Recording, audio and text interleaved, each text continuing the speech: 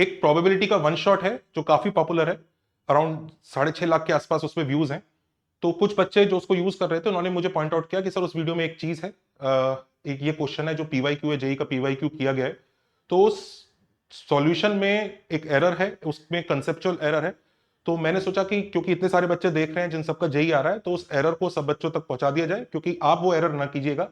ध्यान दीजिएगा, ये वीडियो किसी भी एजुकेटर की क्वालिटी या उसके लिए नेगेटिविटी नहीं है, तो आप प्लीज इस चैनल पे कोई भी नेगेटिविटी ना फैलाएं। ये सिर्फ पढ़ने वाले बच्चों का चैनल है।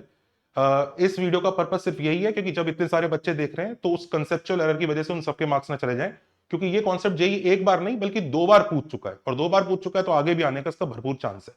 So let us come to the error without any wasting time in any of the negativity. Let's focus on this. तो भाई उसमें क्या होता है, 3 आइडेंटिकल डाइस है जिनको रोल किया गया है, और प्रोबेबिलिटी ये है कि all 3 dice show the same number. So what is the method proposed in that video, कि भाई जो भी तीनों डाइस हैं, क्योंकि वो identical, and this has been stressed in that video कि भाई क्योंकि वो आइडेंटिकल है, इसकी वजह से अगर लेट से एक डाइस ने 1 शो किया, एक डाइस ने 2 शो किया और एक डाइस ने 3 शो किया, और मान लीजिए दूसरे सिनेरियो में एक ने 2, एक ने 1 और एक ने 3 शो किया, तो क्योंकि आप डिफरेंशिएट नहीं कर पाएंगे तो इसलिए आपको इन दोनों को सेम ही केस लेना होगा सैंपल स्पेस में। सो इस लॉजिक के हिसाब से यू कांट से कि तीनों डाइस जब रोल हो रहे हैं तो पहले डाइस के पास 6 वेज हैं, दूसरे के पास 6 वेज हैं, तीसरे के पास 6 वेज हैं, तो डिनोमिनेटर 6 इंटू 6 इंटू 6 नहीं होगा। So in that video what was propose कि जो भी बच्चे 6 इंटू 6 इंटू 6 कर रहे हैं डिनोमिनेटर में, क्योंकि जो लोग डिस्टिंक्ट मान के करेंगे वो 6 इंटू 6 इंटू 6 करेंगे डिनोमिनेटर में, और न्यूमिनेटर में क्योंकि सारे नंबर सेम होने चाहिए तो उसके 6 ही वे होते हैं तो ऊपर 6 आएगा।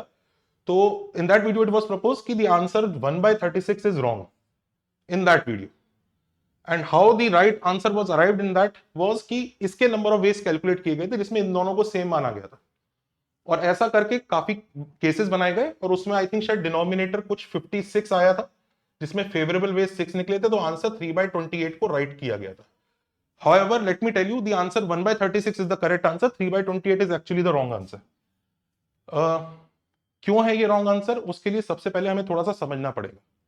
देखिए, प्रोबेबिलिटी अलग चीज है, पीएनसी अलग चीज है।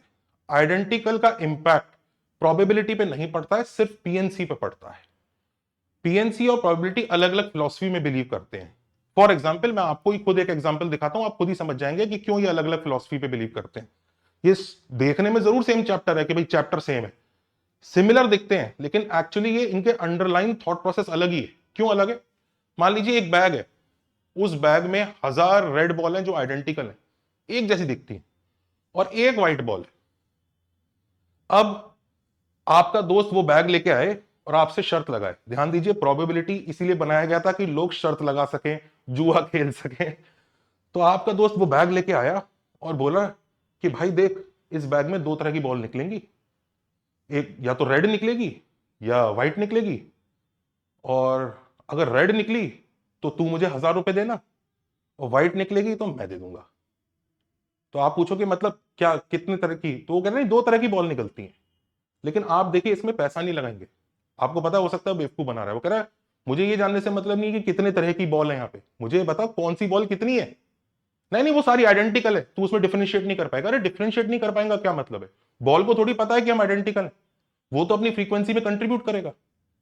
तो पीएनसी जो है किसी भी एक्शन के टाइप ऑफ आउटकम्स बताता है, कि आपने वो चीज निकाली फिर उसका फोटो खींचा तो कितने टाइप के फोटो आए, and it's correct, 2 he type के फोटो आए। बिल्कुल परफेक्ट बात है, कोई गलत बात नहीं है इसमें। लेकिन प्रोबेबिलिटी को उस टाइप ऑफ फोटो से मतलब नहीं है कि भाई 2 टाइप के फोटो है। आपका दोस्त कहता रहे अरे भाई 2 टाइप के फोटो आ रहे हैं यार, मैं बैग से बॉल निकालो 2 टाइप की। नहीं नहीं नहीं, प्रोबेबिलिटी का मतलब यह होता है कि हर फोटो की फ्रीक्वेंसी कितनी है, कौन सा फोटो ज्यादा बार आ रहा है, कौन सा फोटो कम बार आ रहा है। जो फोटो ज्यादा बार आ रहा है वो ज्यादा प्रोबेबल है। हमारी गलती है कि अगर हम डिस्टिंग्विश नहीं कर पा रहे हैं, लेकिन by the nature of frequency वो अलग होंगे ही होंगे, उनकी काउंटिंग ज्यादा की ही जाएगी।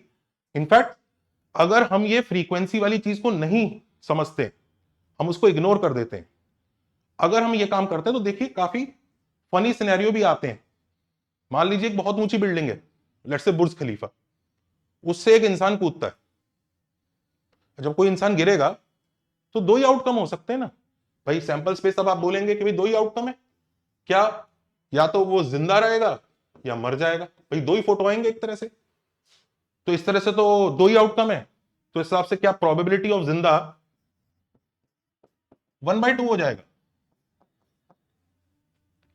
नहीं, बिल्कुल नहीं। क्योंकि आप जानते हैं कि अगर हम फोटो देखेंगे इस एक्शन के, तो जिंदा वाला आउटकम बाई चांस कभी आज भी जाए, लेकिन मरने वाले आउटकम की फ्रीक्वेंसी बहुत ज्यादा है, तो हमें उस सबको कंसिडर करना पड़ेगा। इनफैक्ट अगर हम लोग ये समझे ही नहीं कि सैंपल स्पेस में जितने भी एलिमेंट्स हम लोग लेते हैं वो सब सेम फुटिंग पे या सेम फ्रीक्वेंसी पे जब होने चाहिए, यानी एम के हिसाब से हो सकता है एम वाला जो ऑप्शन है वो इससे 10,000 गुना ज्यादा प्रोबेबल है, तो वो एम को यहां 10,000 बार लिखना पड़ेगा, चाहे वो सारे एम एक जैसे दिखें आपको, पर वो 10,000 बार लिखा जाएगा। और उस सिनेरियो में जिंदा की प्रोबेबिलिटी 1/10,001 आएगी। तो एक चीज समझ के देखिए यहां पे, इनफैक्ट अगर हम इस चीज को कंसिडर नहीं करते हैं तो बच्चों का एक बहुत पुराना डाउट भी आता है प्रोबेबिलिटी का, सर हर चीज की प्रोबेबिलिटी तो हाफ होनी चाहिए, क्यों? सर या तो वो होगा या नहीं होगा, तो दो ही सिनेरियो हैं। मतलब सर क्रिकेट वर्ल्ड कप में बरमूडा की टीम जीतेगी, इसकी प्रोबेबिलिटी हाफ है, क्यों? भाई सर या तो वो जीतेगी या नहीं जीतेगी। नहीं नहीं, बात ये नहीं है, आउटकम दो है, फोटो दो ही है, टाइप ऑफ फोटो दो ही है, पर उनके वर्ल्ड कप जीतने की फोटो वाला जो फोटो होगा उसकी फ्रीक्वेंसी कितनी है, और जो वर्ल्ड कप नहीं जीतने वाला फोटो होगा उसकी फ्रीक्वेंसी कितनी है, वो मैटर करता है। इनफैक्ट इसको हम बहुत अच्छे से एक और क्वेश्चन में समझते हैं।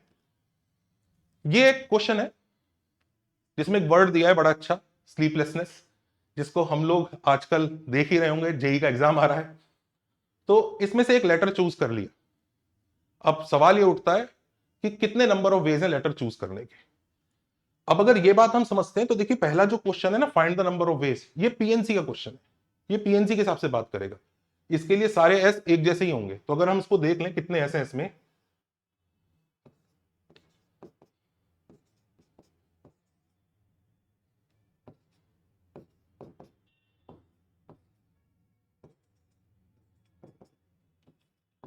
पांच एस हैं, दो एल हैं, दो चार ई हैं, और एक पी और एक एन है। और इस लॉजिक के हिसाब से अगर मैं find the number of veg बोलूंगा कि एक लेटर उठाया, कितने नंबर ऑफ वेज में एक लेटर आ सकता है, तो या तो एक ऐसा आएगा, या एल आएगा, या ई आएगा, या पी आएगा, या एन आएगा। तो शायद एक दो तीन चार पांच नंबर ऑफ वेज, पांच ही बैठे। ये पीएनसी का आंसर है। उसे इससे मतलब नहीं है कि जब हम लेटर उठाएंगे तो एस बहुत बार आ रहा है, ना ना ना भाई, आ रहा होगा, वो एक ही टाइप का फोटो है। Find the number of ways that selected letter is a vowel.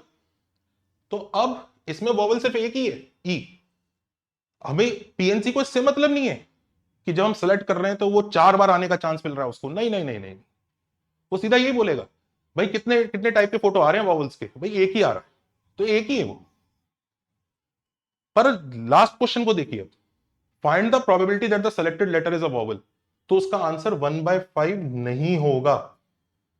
उसका आंसर क्या होगा? उसके आंसर को निकालने के लिए हमारी फिलॉसफी लगेगी प्रोबेबिलिटी वाली। उसमें चाहे सारे एस एक जैसे दिख भी रहे हैं, पर हां एस आने की प्रोबेबिलिटी पी आने की प्रोबेबिलिटी से ज्यादा है, बल्कि 5 गुना ज्यादा है। अगर आपके सामने एक बैग लेके इन लेटर्स को लिख के कार्डबोर्ड पे रख के रखा जाए, तो आप खुद शर्त लगाएंगे ना कि भाई कौन सा लेटर आएगा। तो आप सब, कोई बेवकूफ नहीं है, सब लोग शर्त एस के नाम पे ही लगाएंगे कि भाई एस पे लगाएंगे, एस सबसे ज्यादा है। तो एक्चुअली प्रोबेबिलिटी वाले का आंसर पता है क्या आएगा? न्यूमरेटर आएगा 4, क्योंकि इन चारों को अलग ही मानना है, और डिनोमिनेटर आएगा 5 + 4 9 + 2 11 + 2 13। So the answer should be 4/13। That should be the correct answer. Actually ये वाला जो कॉन्सेप्ट है इसको जेई एक बार नहीं, एक से ज्यादा बार भी जेई में यूज कर चुका है।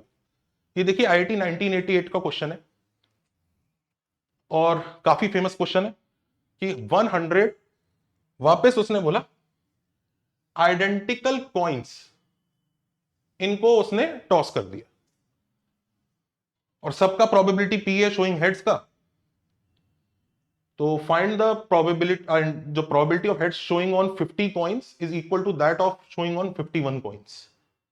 अब अगर हम इसको आइडेंटिकल वाली फिलॉसफी से करें, मान लीजिए हमें गलत करना है, तो हम क्या करेंगे? हम ऐसे ही सोचेंगे कि भाई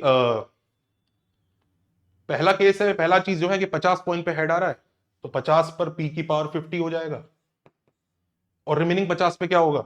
1 - p की पावर 50। और अगर हम आइडेंटिकल बोल रहे हैं, मान लीजिए गलत ही करना है, तो हम ये बोलेंगे कि भाई फर्क नहीं पड़ता किस कौन से 50, भाई 50 पर पी है, 50 पर 1 माइनस पी है। और इधर क्या होगा, इधर होगा 51 पर हेड्स एंड 1 माइनस पी की पावर 49। एक्चुअली हम जब इससे सॉल्व करते हैं ना तो रॉन्ग आंसर आता है, आई थिंक शायद हाफ आंसर आ जाता है, जो कि रॉन्ग आंसर है। करेक्ट आंसर क्या होगा, हमें फर्क नहीं पड़ता कि आइडेंटिकल कॉइंस दिए हैं, आप बात कर रहे हैं प्रोबेबिलिटी की, तो कॉन्सेप्ट लगेगा प्रोबेबिलिटी का। ये फंडा ध्यान से समझ लीजिए। तो ये नहीं है कि सिर्फ पी की पावर 50 होगा, एक्चुअली क्या होगा कि हमें ये सेलेक्ट भी करना पड़ेगा कि कौन से 50 कॉइन है जो हेड्स दे रहे हैं। तो इसलिए यहां पर 100 C 50 आएगा और यहां पर एक 100 C 51 आएगा, ये एक्स्ट्रा टर्म्स आएंगी। और जब आप इसको सॉल्व करते हैं तो आई थिंक शायद, ये मैं अपनी याददाश्त से बता रहा हूं, बाकी आप कैलकुलेट करके देख लीजिएगा, पी का आंसर शायद 51/101 आता है। एक बार आप लोग देख लीजिएगा, मैं अपनी सिर्फ याददाश्त से ही बता रहा हूं, हो सकता है 51/101 ना हो, बट आप एक बार देख लीजिएगा, इसको कैलकुलेट कर लीजिएगा, it is up to you. So एक चीज नोट कर लीजिए, ये जितने भी क्वेश्चंस होते हैं जिसमें वो आइडेंटिकल मेंशन करता है, अगर वो क्वेश्चन प्रोबेबिलिटी का है तो हमें उसकी आइडेंटिकल वर्ड को रेस्पेक्ट नहीं देना, उस आइडेंटिकल को काट के डिस्टिंक्ट ही लेके क्वेश्चन कर देना।